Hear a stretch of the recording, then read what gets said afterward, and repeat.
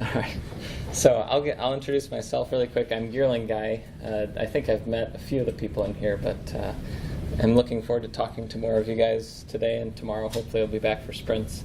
I've been using Drupal for 9 years, almost 10. I'm of the genus Acquian at this point in time, and I work in professional services for Acquia.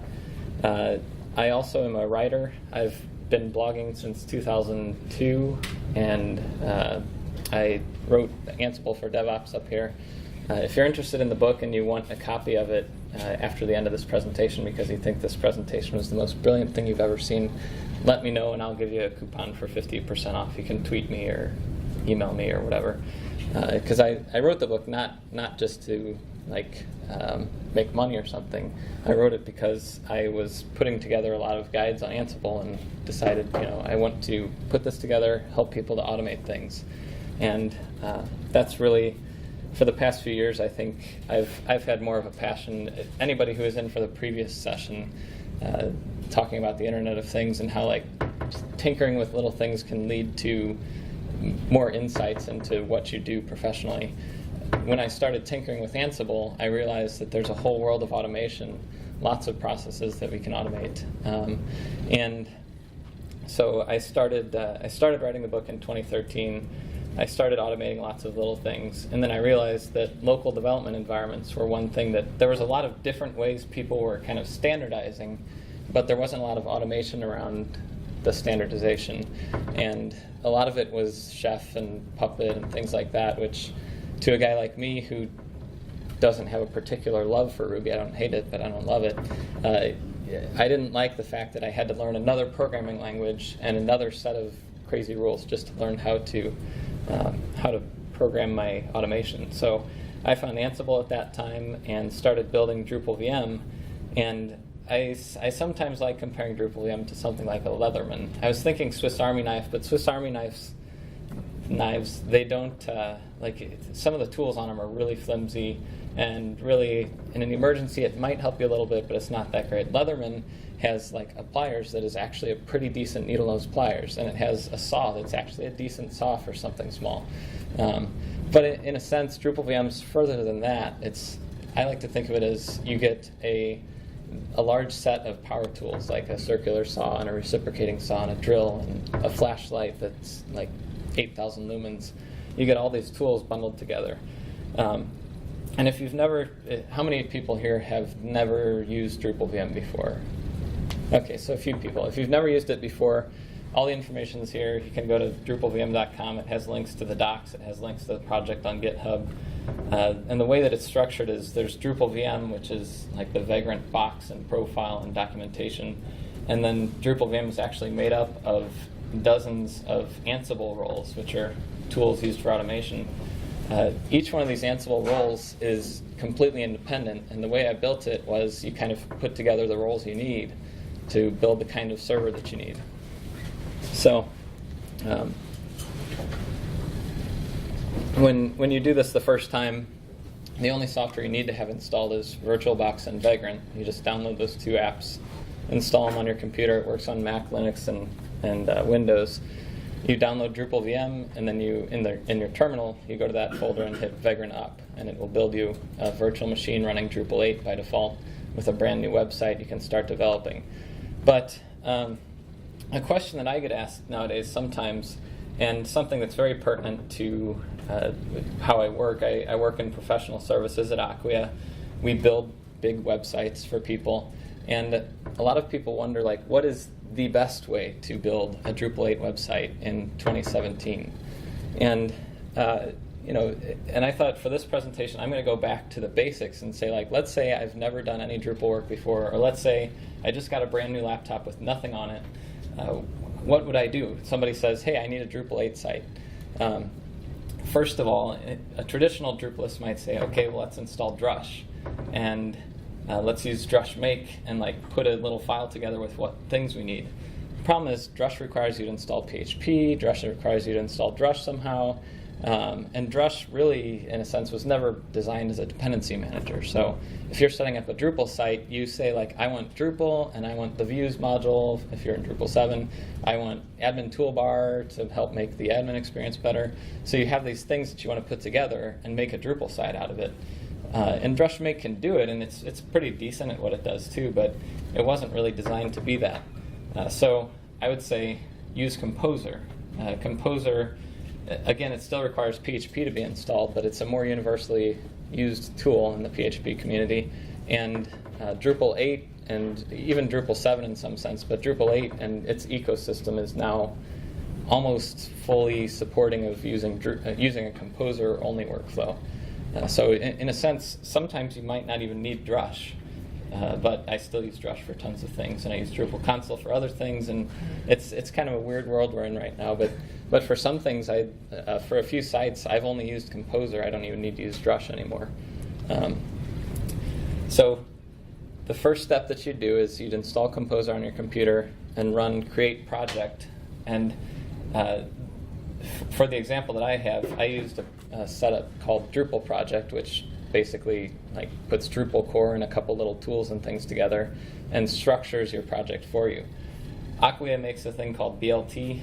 It's build and launch tools. It's similar to this, but it adds on like 1,000 extra things and coder review stuff and BEHAT test integration and all that kind of thing. So basically all this command does, it takes like 3 to 5 minutes to run. It'll put together a folder with all your dependencies in it.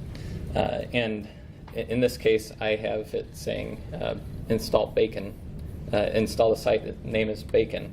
And when I was building this presentation, I was originally going to do this all live, but it's Composer. If you were in the previous presentation, you noticed there was a little thing when he would do Composer update, it would just sit there and like fan his computer. It would take forever. And B, I did a blog post with every detail, every command I ran, and all that kind of stuff. I'll link to that later. So after you have a project, you need a way to run your project. And traditionally, an answer would be install MAMP, which is a few hundred megabytes download, and you run it, and it's like it has software that runs on your computer, and there's configuration files and things. It's a little bit heavy. Also, XAMPP, if you're on Windows, or you might use Dev Desktop, something like that. But with Drupal VM, it's not 100% this way yet, but it's getting close. There's an open issue for this. All that you need to do to have a Drupal 8 environment for your website running is require Drupal VM using Composer. It'll add the dependency, and in a soon-to-be future state, it will also add in all the configuration you need for it. Right now, there's actually a couple extra steps that you need to do after this. One is you need to add a configuration file just to give it some direction, like where's my code base, what kind of things do I want in my environment. So what I do for my projects is I usually there's a web folder that has Drupal's doc root, there's the Composer file, and then I put in a folder called VM that I store all my VM configuration. BLT uses a folder called box. I don't care what you call it. You can call it what you want, but that's just my convention to use VM. And then in the config file, I'm telling Drupal VM to not build the Composer project, because I already just did that with the previous command.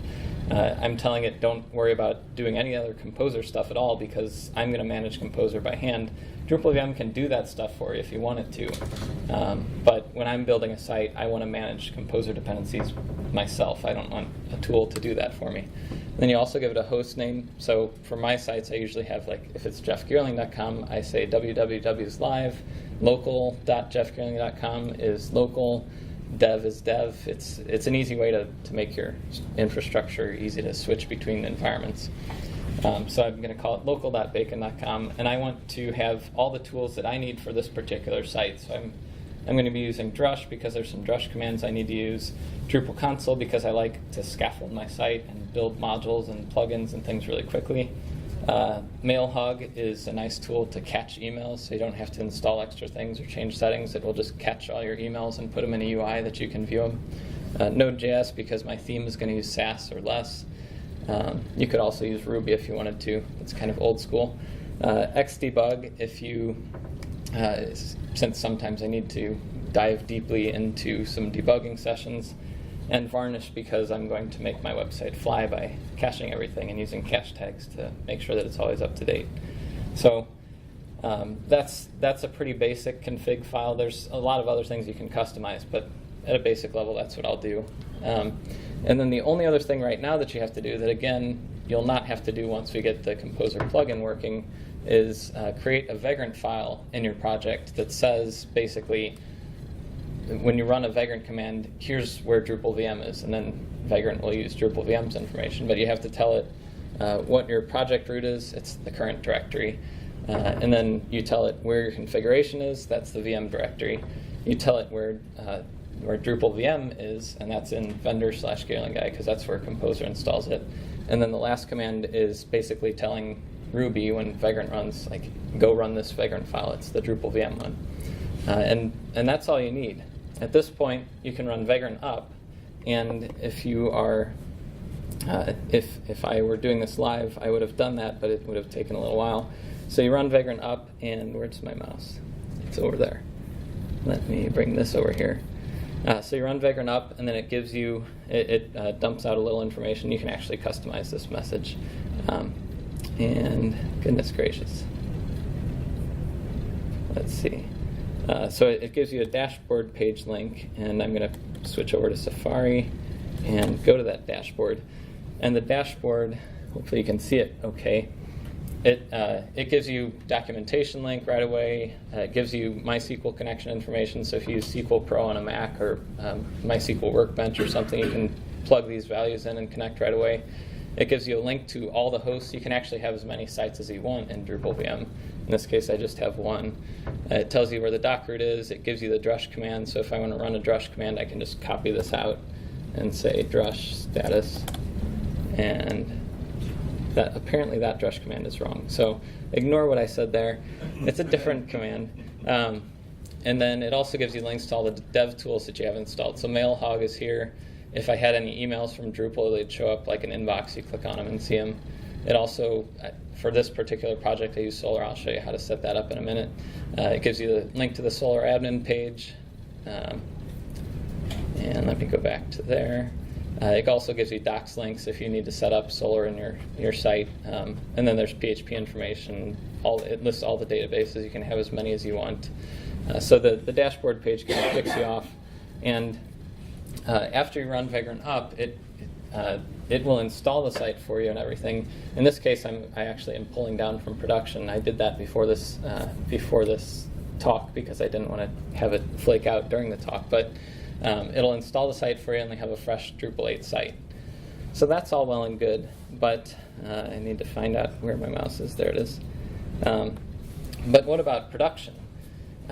One of the core reasons why I built Drupal VM was so that I can make my local environment match as closely as possible to production. But in my eyes, like, one of the reasons why you'd use Docker or something, or why you would use Drupal VM and use all the Ansible roles, is you want to make your production and development environments exactly identical, not just close, but exactly. Like, you literally use the same tool that you build your development environment, your stage environment, and your prod environment, and you use that for your local environment. If you are using these tools in other ways, it can be helpful, but you're not getting the full value. So Drupal VM has supported prod for a while, but I was working on this presentation and decided to make it a little bit better. At this point now, you can add a prod.config.yaml file, and you can actually add like dev, test, dev2, dev3. You can add as many environments as you want to Drupal VM and manage extra environments besides a local environment using the exact same configuration, but you'd want to do some overrides. Like, you probably wouldn't want to install Xdebug on prod, and you probably wouldn't want to have some of the other developer tools on prod. And somebody keeps trying to connect to my computer. And I'm going to turn off Wi-Fi really quick. Actually, let's see. Apparently somebody's trying to mount chairs that I don't even have existing. So I'm glad I have a little snitch or whatever it's called running. So anyway, you add this prod config YAML file, and the way that Drupal VM works by default is for local environments, it'll share your doc root into the VM using a Vagrant share. And that's okay, and it's relatively performant, and there's a lot of different ways you can tweak that. But for production, you don't want to share your local hard drive with your production web server. It's actually possible, and I've done it. It's a terrible idea, though, and it takes Drupal maybe 3 or 4 minutes to load a page, because if it's on cache, because it's loading like 8,000 files or something over that connection. So you can do it. I wouldn't recommend it. So one of the things that I added in preparation for this presentation was the ability to deploy a Drupal code base using Git to whatever environment. And you could do this for local too. One cool side effect of this is if you're a Windows user and you've had poor performance issues with your shared folders, you can set this up without having to install PHP or Composer on your Windows computer and deploy your project into your local VM and use it that way. But in this case, I'm going to deploy my Bacon project to the server, and the only other thing you need to change is the domain and tell it this is going to be prod.bacon.com. And then the only other thing that you need to do at this point is run the Ansible playbook directly. So there's a way you can do this with Vagrant, but I don't trust Vagrant enough. So I like doing commands on prod using Ansible. So if you install Ansible, it'll give you this Ansible playbook command. And it looks like a big mess, but basically, here I'll say, the command is Ansible playbook, and we're just telling it use the prod environment configuration. And then you're passing it an inventory file in Ansible speak that's just like, where is the server? So it could be a host name, or it could be IP address. And then you pass it, where's the actual playbook? This is where Drupal VM's actual playbook that runs everything is located. Then you tell it, where's all the configuration stored? It's in the VM directory.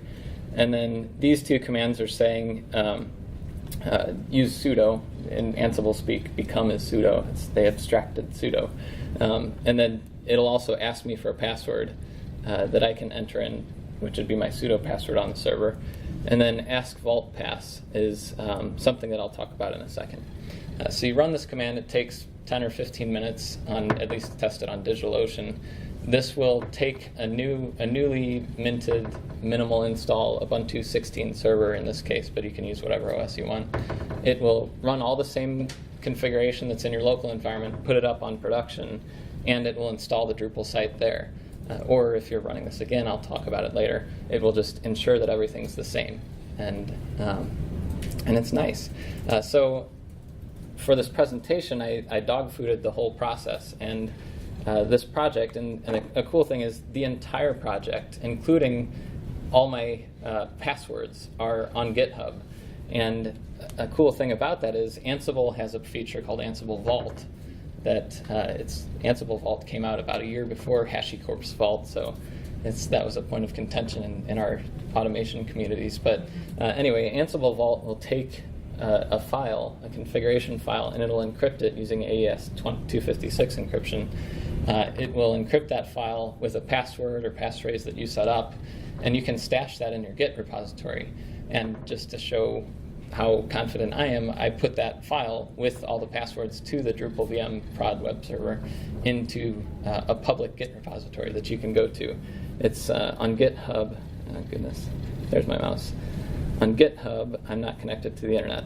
So anyway, it's on GitHub, Drupal VM-live. You can grab the code base, and if you want, you can try hacking my password, but good luck. I probably shouldn't invite people to do that. But this whole write-up is on my blog. If you go to jeffgeerling.com/DrupalVMLocalProd, everything is in detail there. I'm planning on also doing a screencast of the whole process, like from start to finish. Might also build like a dev environment and a stage environment too.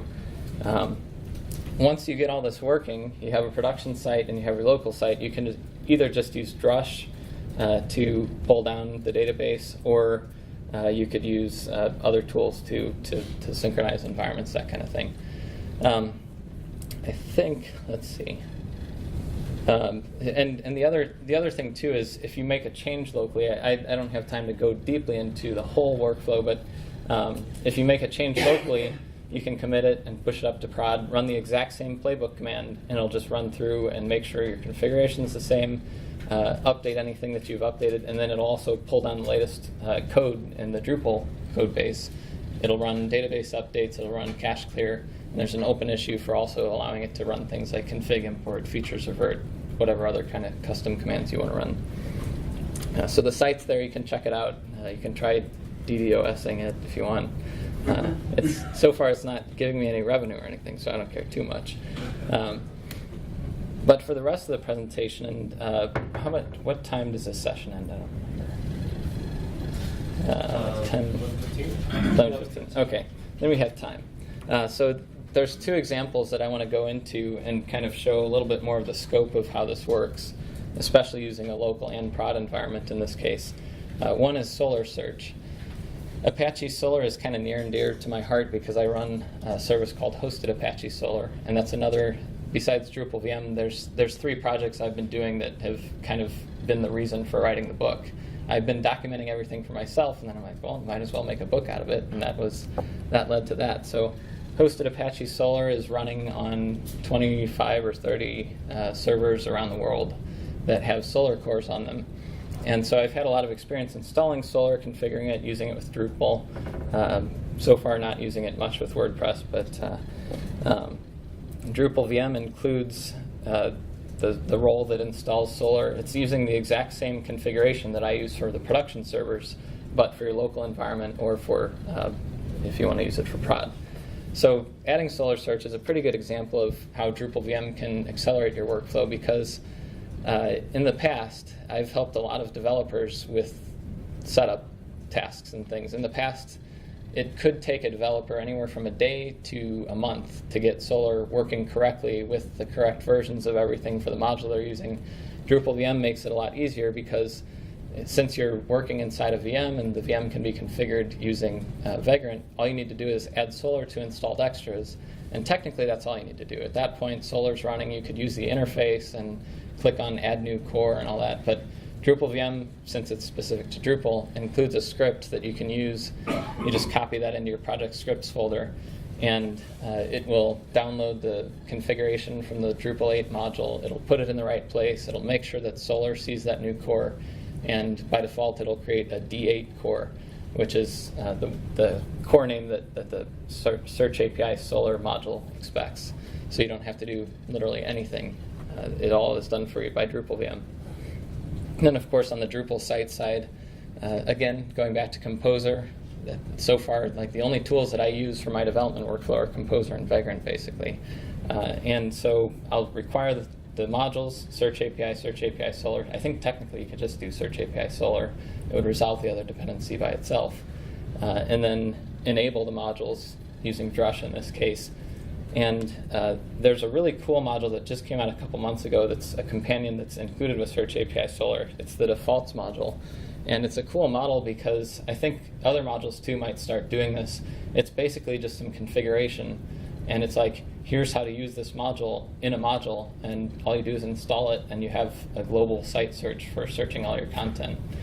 So you enable that module, and then, and this is all locally, by the way. So, and these are the exact commands I was running a few days ago when I was doing this. You run those commands, and then locally you can just disable that defaults module because once it imports its configuration, you don't need the module around. And then I export site config using Drupal CMI, local.bacon.com cex-y, and then commit the code to Git, push it up to my Git repository, and then run that same playbook from earlier, and it will be on production once that playbook finishes. Because what it'll do is it knows that you are installing SOLR, it knows that you're running that script, it knows that you have the new modules and they're enabled because you exported configuration. So it'll just run through all that, make sure that SOLR's installed, make sure the modules are configured, and you have SOLR search live on the website. So it's not a very good example because there's one node, but you know, maybe I can put on Devel generate millions of nodes or something. So that's one example. I have one other example that's something that there's been a few presentations this weekend that I've seen on BEHAT and what's his name who was just here before me? Steve. Steve Vector, or whatever his name is. Steve Persh.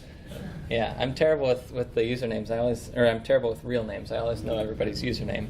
Anyway, he was talking about like a good way to write a BEHAT test is not to think in developer speak, but to think in like business speak.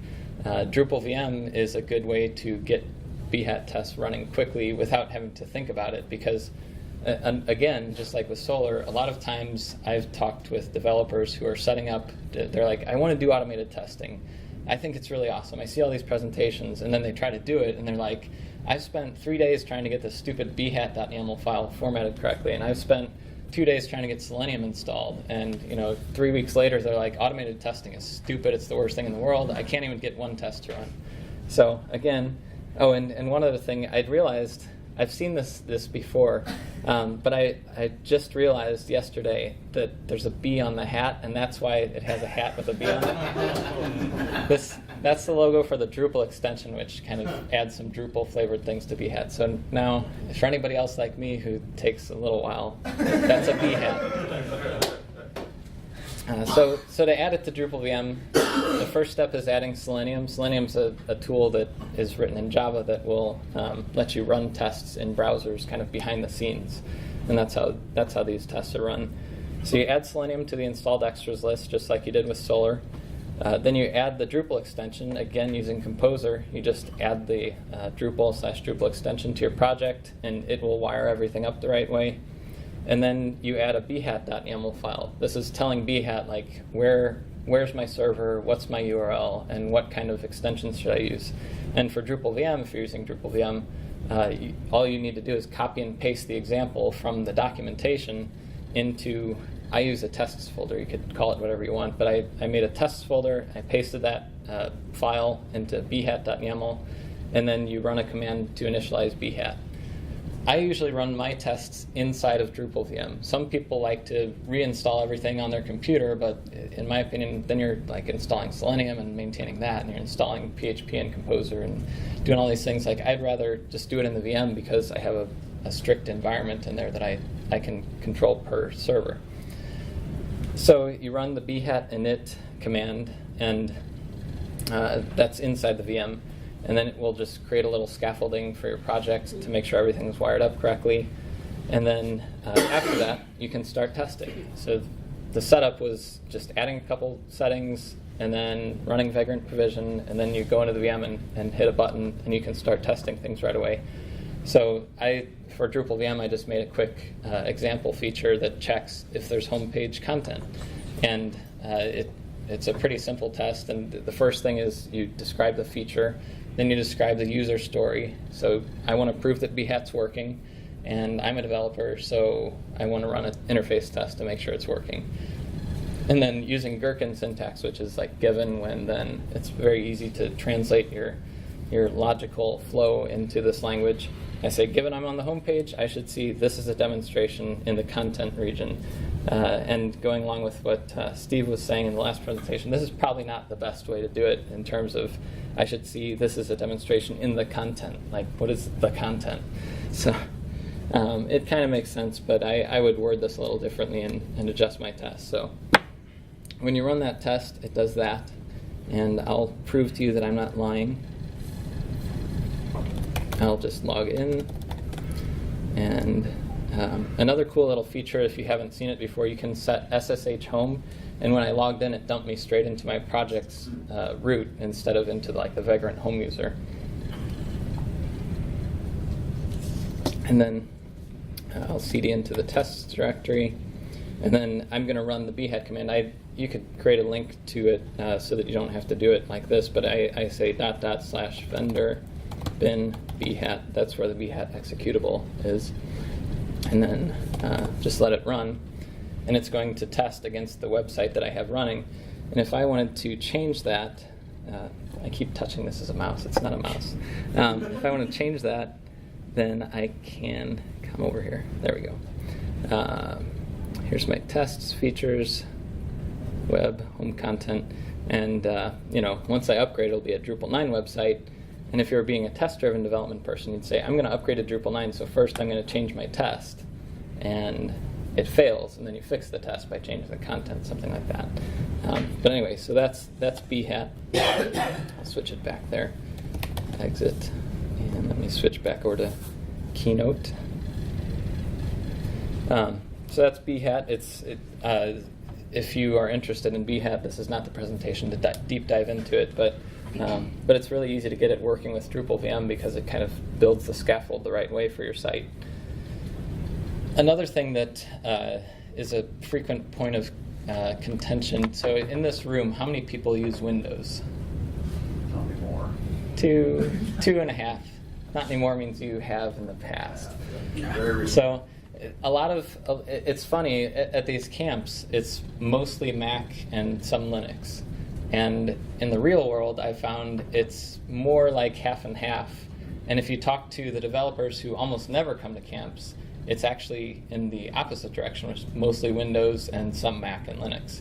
So it's a weird thing, but a lot of times Windows users are kind of left like this, and then because people who are building these tools, like myself, we're using Macs. People who are building the guides are using Macs, and we're like, and it should work on Windows too. And then you find out that there's like 77 things that sort of work on Windows, but not really. So from the beginning of Drupal VM, I actually started working on Drupal VM at a time when I was working somewhere that required me to use a Windows development machine. And that's the reason I built Drupal VM, was I wanted a consistent environment on Windows that I could then use on my personal laptop too, and it would be the same. So from the beginning, I've always had Windows support, but it's always been kind of nominal. In the past few months, I've actually been on a project where everybody uses Windows, so I was forced, my hand was kind of forced to make it a little better. Because I couldn't bear the pain anymore of seeing them trying to develop. So I've done a few things, and I've added some blog posts that have more information to make Drupal VM more of a first-class citizen on Windows, make sure things are fast. And one of those things was that Drupal deploy option, where you can deploy a Git codebase into Drupal VM without having, you don't need Git installed on your Windows machine, you don't need PHP, you don't need Composer. All you need is Vagrant and VirtualBox, and you can get started with a new project. So that's one of the things. I recommend that if you're on Windows, you use the Git deploy inside the VM if you have a Git code base, and then you can reverse mount the folder. And there's actually, I've been working with the maintainer of SSHFS, a plugin for Vagrant, to make it so that you don't even have to do any manual commands. Right now there's a couple commands you have to run to do that. Also, Windows 10 Anniversary Edition. I'm sorry for the people who are diehard Mac users and don't care at all, but Windows 10 Anniversary, or no, what is it, Creators Update or something like that, that's coming out in a week or two. That's going to make it a lot easier for Windows users to integrate with Drupal VM, because they've had this Ubuntu bash command line, but it hasn't worked that great, because if you want to switch to do something in Windows, you have to go into PowerShell and then switch back, and its line endings start blowing up and the file paths get messed up. So the Ubuntu bash is going to see a major overhaul with this update, and it'll be easier. If you don't want to use that, Commander is the other environment that I recommend. It's the best tool to do Linuxy things in Windows. Also, always make sure your editor's using Unix line endings, otherwise you'll have weird issues. And there's a lot more documentation for Drupal VM. And we have a few minutes left, so I'm going to run through these things, run through another slide, and then we can talk a little bit. These are a few features that have been added recently to Drupal VM, some things you might not have seen. One is you can actually speed up deployments. So there's a set of tags like Xdebug, Drupal, SOLR, I think, and a couple other ones where if you're just, let's say you just want to disable Xdebug, traditionally I would tell people, well, log into Drupal VM and edit the INI file and restart PHP. Otherwise, you have to switch the setting and run Vagrant Provision, which takes 3 to 5 minutes, and who has 3 to 5 minutes nowadays? So you can actually run Vagrant Provision and just change small chunks of Drupal VM now much more quickly. Also, some people have wondered, what is the future of XHProf since Facebook basically abandoned it? It's a page profiler tool. I think there was actually a session either now or earlier on Blackfire, or maybe it's later. Blackfire is another code profiler. What was that? It's later. Okay, so that's later. It'll be a good session because Blackfire is awesome. But it's a way to test the code and see what's going on in your code. It'll give you benchmarks for disk and database access and things like that you can see. Tideways is a company that basically took XHProf, forked it, and modernized it. and you can actually use it without a Tideways account. So Blackfire and Tideways both are services. Blackfire requires you to sign up for an account to use it. I think there's a free level that you can use. But if you want, you can run Tideways completely local, and Drupal VM supports that. And if you have it installed, you can just click on the dashboard to the Tideways dashboard and see all your profile runs. Also, you can, a lot of people ask me, like, I have a proxy at work and I need to get through it, or there's this really awesome Vagrant plugin that makes Node SaaS stuff more awesome. If you want to configure any of that, some of the things I'm not going to put into Drupal VM just because I try to target the 80% use case. If you need to configure anything further, or if you need to modify what Drupal VM is doing, you can create a vagrantfile.local file. Right now, put that in your configuration folder, so in the VM folder, and you can change and add anything to the Vagrant file that you want. Soon I'll make it. Oscar Schuldstrom, I think that's how you pronounce his last name. He's been helping me to make it a lot more flexible. You'll be able to put that file in your project root if you want to. Also, if you need to like inject something or add a folder or delete something or add more software or something like that, you can add playbooks or shell scripts that run before or after the provisioning is done. So if you need to do extra setup work or add API keys that are coming from a third-party service Drupal VM doesn't integrate with, you can do all that. And finally, a few weeks ago, somebody posted an issue about adding a PA review or PAR review, I don't know how you pronounce it, the script that's used for project application reviews. It runs Coder and some security tests and lints and things over your module's code. And I actually used it on Honeypot, found like 27 issues or something and fixed them up. And the cool thing is sometimes it finds little things that aren't necessarily security holes, but it could lead to a security hole. So there's a link. I forgot to put the slides up before the presentation, but I'll put them up in a little bit. And all these links are to the documentation for how to do that thing in Drupal VM. We have a few minutes left. Some things about where Drupal VM is going. In a panel discussion yesterday, I was talking about how we don't ever have roadmaps for open source projects. It's a horrible idea. But I do have an informal roadmap. One of the things that I'm hoping to get done soon, because like at Acquia, we use Drupal VM for a lot of projects. And one of the most annoying things is every new project, every new developer has to spend 10 or 20 minutes getting it all set up. If we could make it so that Drupal VM can build a Docker image, then you can pre-build your team's image containing all your code and tools and things, and then every new developer just runs Docker run whatever your image name is, and it brings it up. So that's already kind of supported, and I use it for some things that I do, but it's kind of clunky the way that it is. So I'm trying to make sure some of my roles work better with Docker, and make sure that it's easy for a team to start using Docker, because it's a little faster, and it can hopefully someday lead to faster production provisioning and that kind of thing too. Also, again, Oscar Schuldstrom, who I am indebted to, he does a lot of great work for Drupal VM.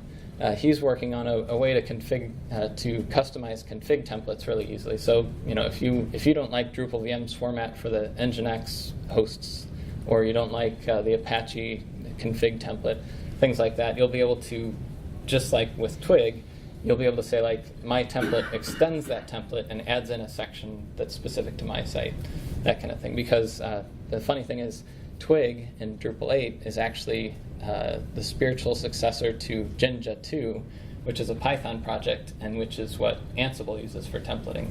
So Twig and Jinja are very, very similar. If you use Drupal and do any theming, you're actually going to be a really good infrastructure automation specialist, because it's using the same stuff, YAML and Twig. So that's another thing. Finally, certbot and Let's Encrypt to let you automatically and easily add SSL certificates for your production environment. I have a role that does this already, but it's a little, just like with Docker, there's a little bit of clunkiness involved because of the fact that when you start a new server, it doesn't have a certificate, and you want to have the configuration be secure, but you don't have a certificate yet, so you got to get the certificate, change things around, make it secure. So we're working on that. Also, more composer integration. So I said earlier, like right now you have to create a couple files by hand. I think we can make it so that you just literally require Drupal VM and run Veg and up, and you'll have an environment running your Drupal code base. And then finally, Windows, I still am trying to find some ways to make that experience onboarding Windows developers a little easier, and working with SSHFS and working with trying to get guides together how to best use Ubuntu Bash. And we have, I think, 5 minutes left, so thanks for coming today. Please review the session. I don't have a fancy short link, but it's 8F8FA. That's kind of not too hard to remember. And if you like the things that I'm doing with Ansible and things, I also am doing a lot more screencasts, and I'm able to do that because some people have given me support on Patreon, and I am able to do things like buy a nice microphone, which was very helpful so that you could actually hear what I'm saying. And also, another thing is, if you have any issues with Drupal VM and you're trying to get it set up, or you're trying to do something special, or you're maybe not if your production environment goes down. I'm not PagerDuty, but you can feel free to open issues, asking questions, even if it's something that you think is simple and silly. We have a large community of users, all of whom are very willing to help each other out, and that's one of the reasons I love Drupal, because that's kind of how all of Drupal is. But feel free to open issues there, and probably don't email me directly about it, because I will see your issues. Don't worry about that. But that's all I have. Any questions about Drupal VM? Yeah. First of all, thanks for all the work that you do. You definitely stand on your shoulders, so thank you for that. I'm very curious and intrigued using Drupal VM for production deployment. I'm curious sort of how you reconcile or consider a large project. Like, typically you might use Jenkins, and that gives you, sort of logs of everything that's happened, and gives visibility of your whole team, allows you to sort of do continuous integration, automated deployments on merges to master, or what have you. So can you talk a little bit about how those two come together, or how you see that working out on a large scale project? Yeah. I would say, I don't recommend using Drupal VM to manage enterprise level production infrastructure.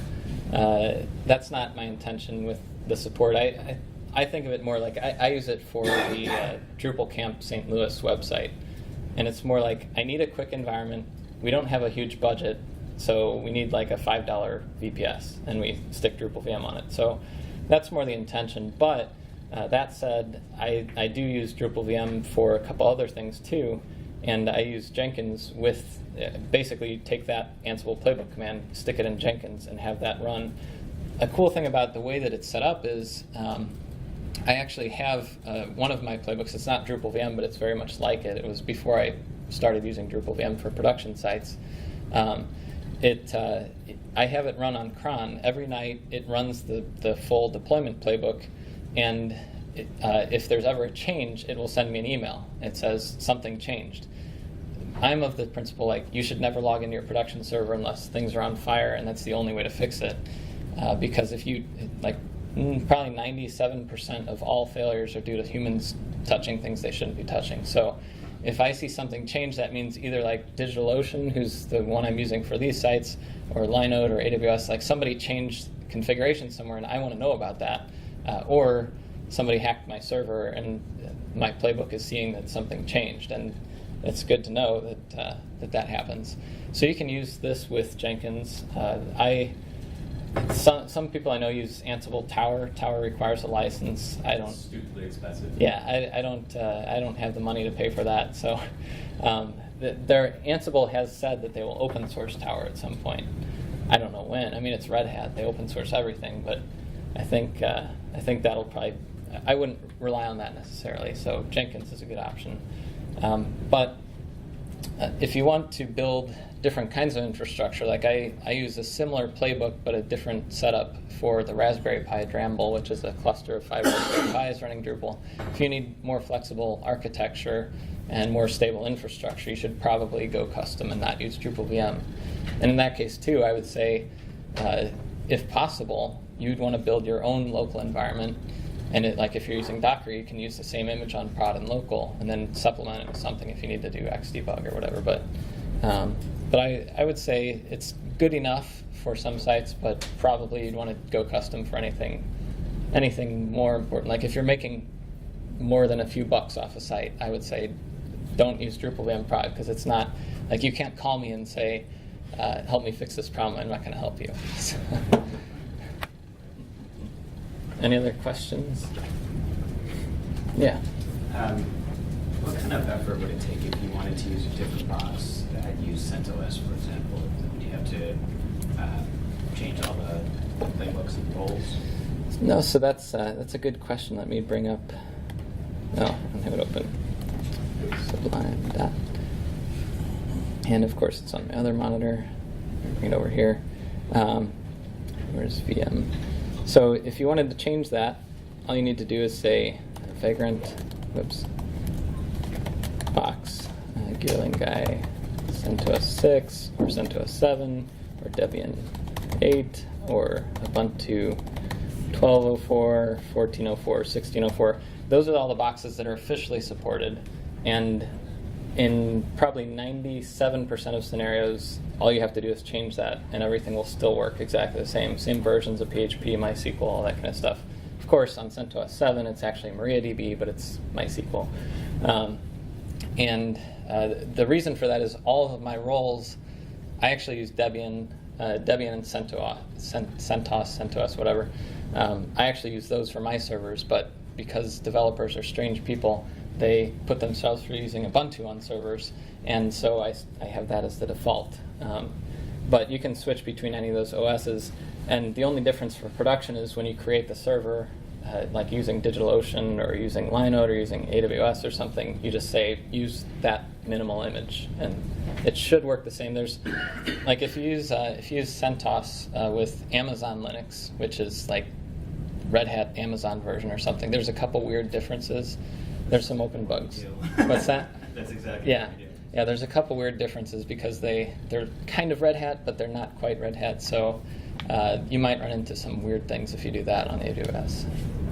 There's also some guides. If you do use AWS, there's a couple guides on the site. Actually, Chris, were you talking about? Chris back here from ICF is considering writing a little more documentation on getting Drupal VM to run in AWS to build development environments. But there should be some helpful information there too. And did you have a question? Yeah, well, unless I missed something, but looking at the line too, it looks like you're referencing a custom Ubuntu box, not the HashiCorp. Yes, default. that's because the ones that are maintained by Ubuntu and HashiCorp are terrible. They break like on a monthly basis because they only update them. I don't even know who updates them, but they don't update them as often, and also they don't work with NFS sometimes. They don't work with certain Vagrant versions. They don't work with certain Ansible versions. It's because they're not they're very minimal in that they also don't test them and use them. I don't think because there's like a lot of things have broken when people use the official boxes. So my boxes are based on what's it called? It's a project from Chef Bento. Chef makes all kinds of boxes available through Bento, and if you switch between my box and their boxes, those probably work pretty well too. But I've so many times I've run into developers having problems and issues that I decided I'm just going to maintain my own boxes, and it's a little easier that way because I was getting so many support requests every time a new version of Vagrant would come out, or anytime a new version of VirtualBox, or anytime a new version of Ansible, and I'm like, forget this, I'm going to build my own boxes, make sure all the workarounds are present, and that kind of thing. How much time do you spend having to maintain your personal boxes? Probably 2 hours a month, something like that. I can get it more automated. It's the XKCD comic, it's like 2 hours a month. It would probably take me 10 or 12 hours to automate it. It's probably worth it at some point, but it's, I don't know. I might get it automated further or try to work with Bento, because like Bento, that project does really well, but they only have like 1 or 2 maintainers who ever touch it. And they're supporting like 35 different OSs. I'm supporting 3 with a couple versions of each. So I might at some point switch back to those boxes. It's just, again, that would take probably like 4 to 6 hours, and I work in 1 hour chunks. So. Any other questions? Nope. All right. Well, thank you.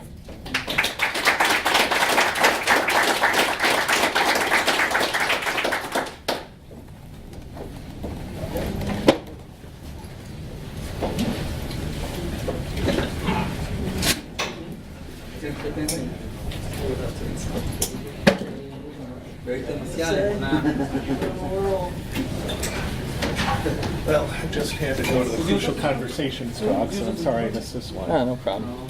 I had a question which you probably covered already. Yeah. That I